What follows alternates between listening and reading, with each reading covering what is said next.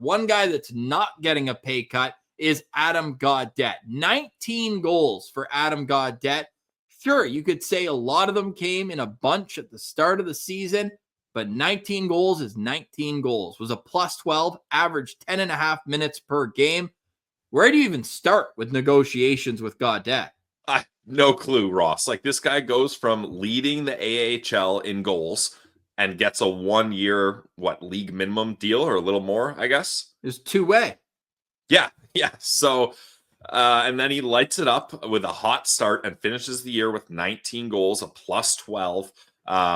He was good in the playoffs too. Yeah, like, he was a relied upon guy by Travis Green throughout the year. He trusted him, and they've got that rapport going back to Vancouver, right? So, I don't know, Ross. I just think if you're Adam Gaudette and his agent, you're looking at this and you're like, this is a massive time for us. We're not accepting team-friendly deals. We're not trying to stay in the same place.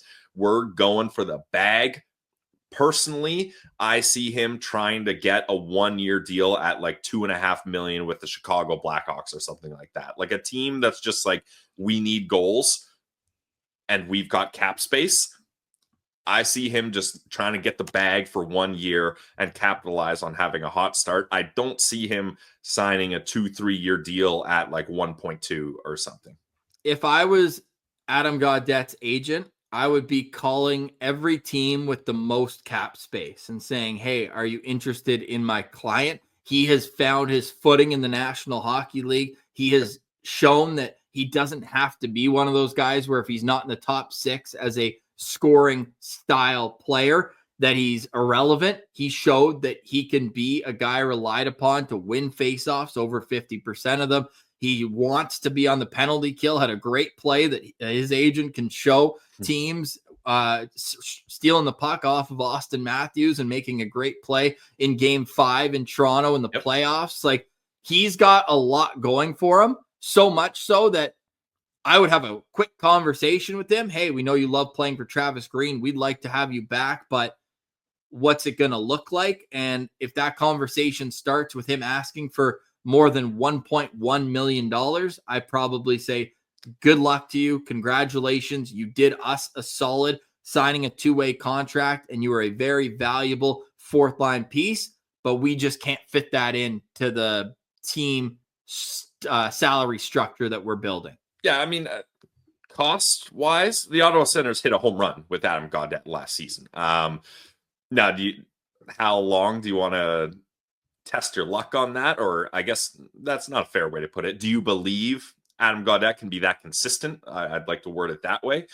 That remains to be seen, and that's what you got to look at here. I think, Ross, even like 1.3 wouldn't be crazy for Adam Gaudette. He scored 19 goals, man. Like, but I just think on your fourth line, that's where you got to find scrappy, hungry guys that are just excited for a chance to be in the NHL, like Adam Gaudette was, or you got to find physical, defensive-minded penalty killers. Like, so those guys, you can't be breaking the bank on those guys. I honestly, unless Michael Amadio ends up on the fourth line just because of the way the roster shakes out and he's making 2.6.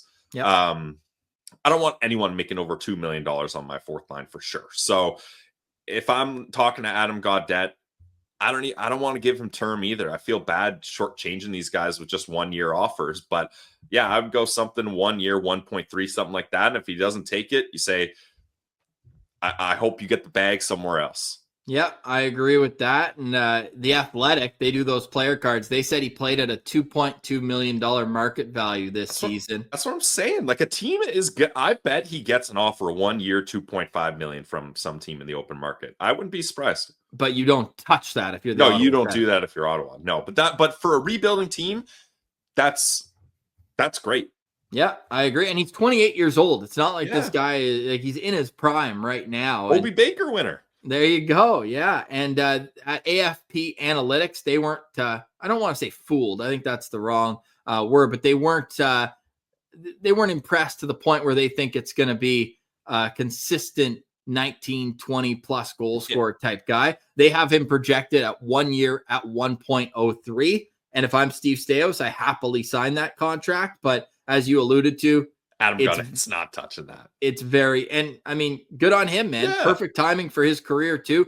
He mentioned that he's not going to the Worlds because he's welcoming his second kid any moment now. So he's got a family to take care of, and you got to respect him for wanting to chase the bag after having an incredible season for his standards. As you mentioned, like, this guy played 2 NHL games last year for St. Louis, was in the AHL with the Marlies the year before that. Like, good on him, man. He's a full-time NHLer, and he did provide value for the Ottawa Senators. My moment for Adam Gaudette this year was that one-hand deflection in the game where they got rocked by San Jose shots-wise. And that was like their only shot in the third period, and he got the game winner. So, hey, I'll have great memories of Adam Gaudette no matter how it shakes out, but I don't believe that he will be back. And just the last thing we can wrap up on Gaudette is this is a guy that believes in himself. Like, remember, I think it was like... That was after the San Jose game. Okay, it was after that. But reporters are like, oh, are you surprised at how good the season is going? He's like, what? No. Like, I'm a good hockey player. I score goals. I led the AHL in goals last year. I'm not surprised